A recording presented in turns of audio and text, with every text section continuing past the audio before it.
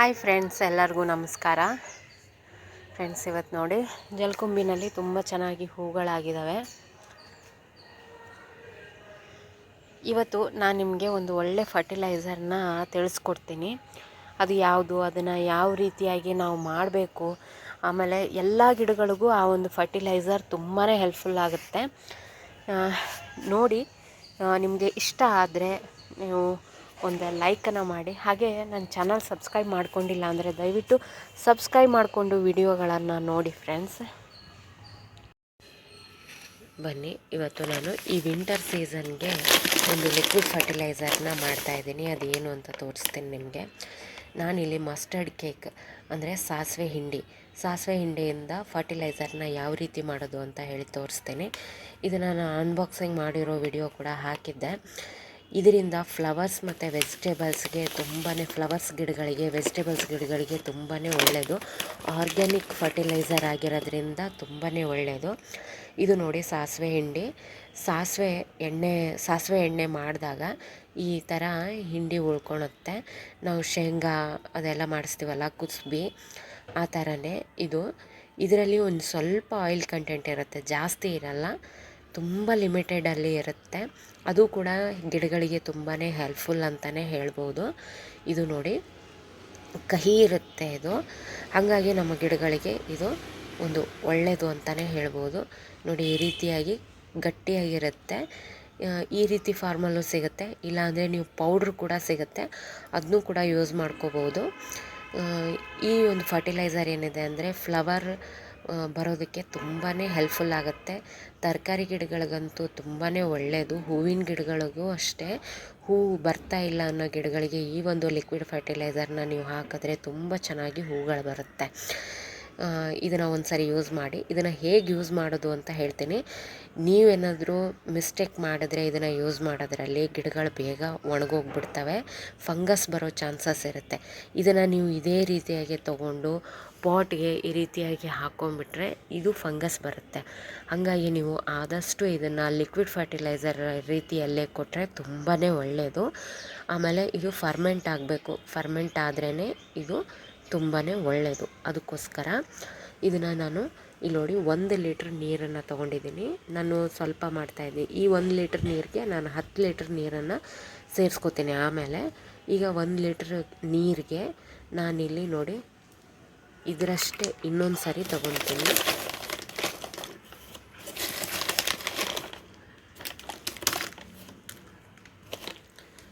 ನೋಡಿ, ಇಷ್ಟು ಒಂದು 100 ಗ್ರಾಮ್ ಆಗುವಷ್ಟು ನಾನಿಲ್ಲಿ ತೊಗೊಂಡಿದ್ದೀನಿ. ಈಗ ಇದಕ್ಕೆ 1 ನಿಂಬೆಹಣ್ಣಿನ ಗಾತ್ರದಷ್ಟು ಬೆಲ್ಲನ ಇದಕ್ಕೆ ಸೇರಿಸ್ತಾ ಇದ್ದೀನಿ. ಈ ಬೆಲ್ಲ ಹಾಕೋದ್ರಿಂದ ಫರ್ಮೆಂಟೇಷನ್ ತುಂಬ ಚೆನ್ನಾಗಾಗುತ್ತೆ, ಗಿಡಗಳಿಗೂ ಕೂಡ ತುಂಬ ಒಳ್ಳೆಯದು. ಬೆಲ್ಲ ಹಾಕೋದ್ರಿಂದ ಗಿಡಗಳಿಗೆ ಯಾವುದೇ ಥರ ಹಾನಿ ಇಲ್ಲ. ಫರ್ಮೆಂಟೇಷನ್ ಆಗಿ ಗ್ಯಾಸ್ ರಿಲೀಸ್ ಆಗೋಕ್ಕೆ ಹೆಲ್ಪ್ ಮಾಡುತ್ತೆ ಇದು. ಅದಕ್ಕೋಸ್ಕರ ಇದನ್ನು ಆ್ಯಡ್ ಮಾಡಿ. ಈಗ ಇದಕ್ಕೆ ಇನ್ನೊಂದು ವಸ್ತು ಸೇರಿಸ್ತೀನಿ. ಅದೇನು ಅಂದರೆ ಇದು ನೋಡಿ, 1 ಹಿಡಿಯಷ್ಟು, 1 ಮುಷ್ಟಿಯಷ್ಟು ಇದು ಬೇವಿನ ಹಿಂಡಿ. ಈ ಬೇವಿನ ಹಿಂಡಿ ಹಾಕೋದ್ರಿಂದ ನಮ್ಮ ಗಿಡಗಳಿಗೆ ತುಂಬಾ ಒಳ್ಳೆಯದು. ಇನ್ನೂ ಒಂದು ಲಿಕ್ವಿಡ್ ಫರ್ಟಿಲೈಸರ್ ಥರ ನಾವು ಕೊಡಬಹುದು. ತುಂಬ ಚೆನ್ನಾಗಿ ಕೆಲಸ ಮಾಡುತ್ತೆ ಇದು. ಈ ಸಾಸಿವೆ ಹಿಂಡಿ, ಬೇವಿನ ಹಿಂಡಿ, ಆಮೇಲೆ ಬೆಲ್ಲ, ಇದು 3 ಚೆನ್ನಾಗಿ ನೀರಲ್ಲಿ ಬೆರಿಬೇಕು. ಈ ಒಂದು ಫರ್ಟಿಲೈಸರ್ನ ನೀವು ಒಂದು 3 ದಿನ ಅಥವಾ 2 ದಿನ ಇದನ್ನ ಬಿಟ್ಟರೆ ಇದ್ರ ಕಲರ್ ಚೇಂಜ್ ಆಗುತ್ತೆ. ಆವಾಗ ಇದು ಒಂದು ಫರ್ಟಿಲೈಸರ್ ಏನು ರೆಡಿ ಮಾಡಿದ್ದೀವಲ್ಲ 1 ಲೀಟ್ರದ್ದು, ಇದಕ್ಕೆ 10 ಲೀಟ್ರ್ ನೀರನ್ನು ಸೇರಿಸ್ಬಿಟ್ಟು ನೀವು ಗಿಡಗಳಿಗೆ ಕೊಡಬೇಕು. ನಿಮ್ಮ ಹತ್ರ ಸಾಸಿವೆ ಹಿಂಡಿ ಇಲ್ಲ ಅಂದರೆ, ಬೇವಿನ ಹಿಂಡಿ ಇಲ್ಲ ಅಂದರೆ ಬರೀ ಸಾಸಿವೆ ಹಿಂಡಿನೇ ನೀವು ಇದಕ್ಕೆ ಕೊಡ್ಬೋದು. ಮಸ್ಟರ್ಡ್ ಕೇಕ್ ಅದೊಂದಿದ್ದರೆ ಸಾಕು. ಅದು ಮತ್ತು ಬೆಲ್ಲ, ಹಳೆ ಬೆಲ್ಲ ಇದ್ದರೆ ತುಂಬಾ ಒಳ್ಳೆಯದು. ಕಪ್ಪು ಬೆಲ್ಲ ಇರುತ್ತೆ ನೋಡಿ, ಅದು ಇದ್ದರೆ ತುಂಬಾ ಒಳ್ಳೆಯದು ಗಿಡಗಳಿಗೆ. ಅದನ್ನು ನೀವು ಹಾಕಿ ಚೆನ್ನಾಗಿ ಮಿಕ್ಸ್ ಮಾಡಬೇಕು. ಅದು ಮಿಕ್ಸ್ ಆಗೋಕ್ಕೆ ಒಂದು ಸ್ವಲ್ಪ ಟೈಮ್ ತೊಗೊಳುತ್ತೆ, ಹಾಗೆ ಉಳ್ಕೊಳ್ಳುತ್ತದು.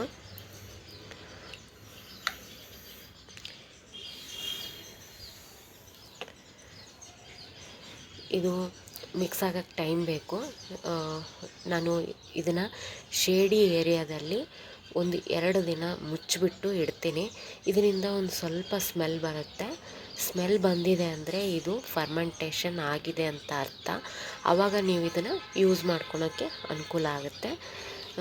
ಇದನ್ನು ಒಂದು ಮುಚ್ಚಳ ಮುಚ್ಚಿಬಿಟ್ಟು ಬಿಸಿಲಲ್ಲಿ ಇಡೋಕ್ಕೆ ಹೋಗಬೇಡಿ.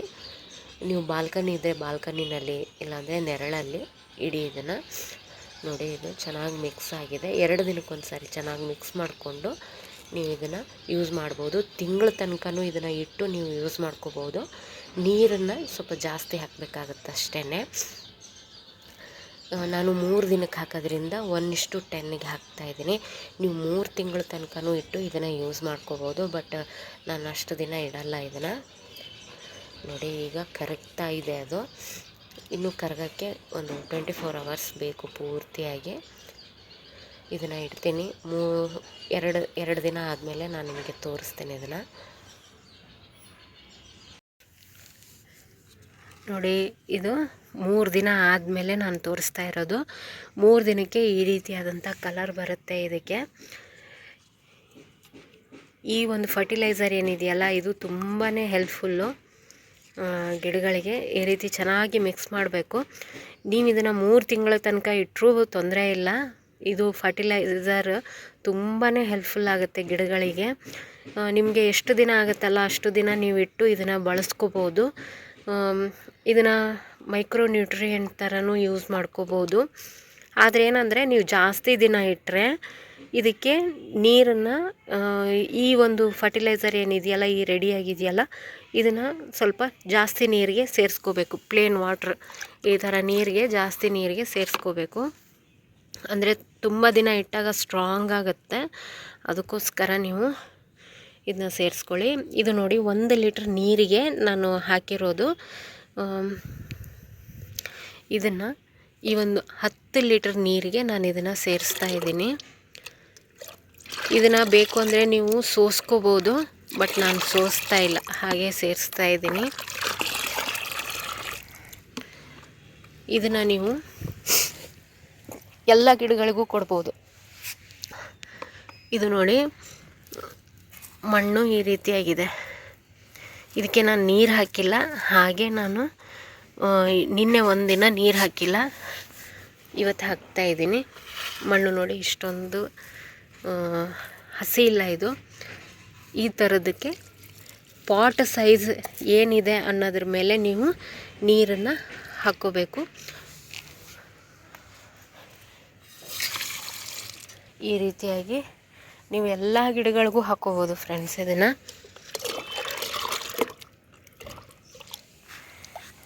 ನೋಡಿ, ಪುದೀನ ಗಿಡಕ್ಕೆ, ಬದನೆಕಾಯಿ ಗಿಡ, ಹೂವಿನ ಗಿಡಗಳು ಎಲ್ಲದಕ್ಕೂ ನೀವು ಇದನ್ನು ಬಳಸ್ಕೋಬೋದು. ಸೇವಂತಿಗೆ ಗಿಡಕ್ಕೆ ಹೂಗಳು ತುಂಬ ಚೆನ್ನಾಗಿ ಬರುತ್ತೆ. ಇದನ್ನು ಒಂದು ಸಾರಿ ನೀವು ಯೂಸ್ ಮಾಡಿ ನೋಡಿ. ಪಾಟ್ ಸೈಜ್ ಏನಿದೆ ಅನ್ನೋದ್ರ ಮೇಲೆ ನೀವು ಇದಕ್ಕೆ ಫರ್ಟಿಲೈಸರ್ನ ಕೊಡ್ತಾ ಹೋಗಿ.